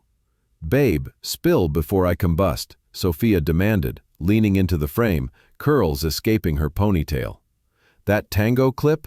Festival feeds are on fire. You two look like the epilogue wrote itself. But your texts? Avoidance alert. What is brewing?" Arya sank onto the bed's edge, ankle throbbing in sympathy with her temples. Brewing? More like boiling over. Isabella's ghost rattled us both. And Elias, he wants honesty. No more pretending.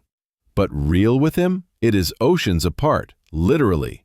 Sophia snorted, waving a paintbrush like a wand. "Oceans? Girl, you crossed one for this trip. And that Carrie? The dance? That is not pretend. But I dug deeper on the funding trail for your sequel tour. Thorn Holdings is not just a backer. He is the silent architect. I poured seed money months ago and tied it to your manuscript edits. Subtle, but strings attached. A clause for Azure Pearl events. He planned your return." The revelation hit like a rogue wave, cold and clarifying. Planned?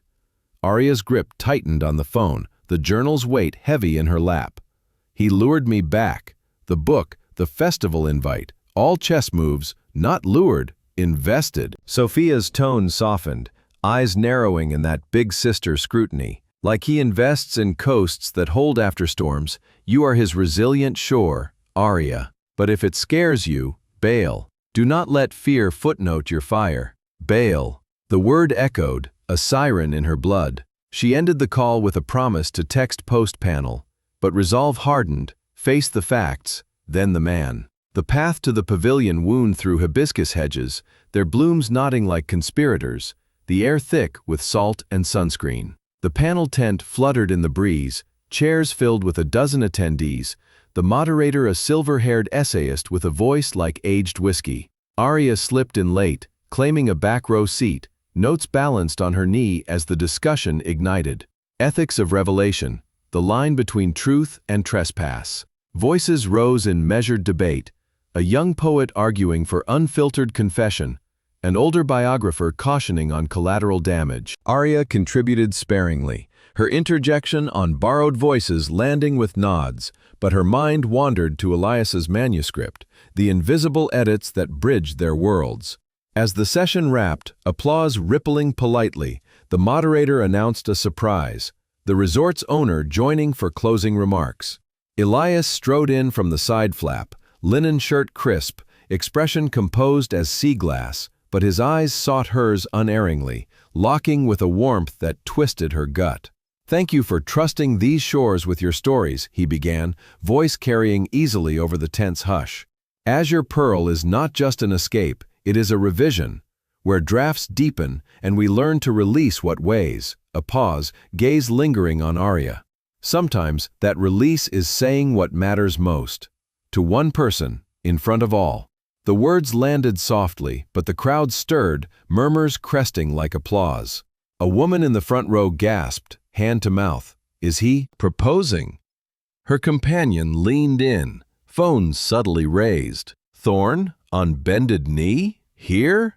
Elias continued, oblivious or orchestrated, rapping with a nod to the festival's legacy, but the seed sprouted wild.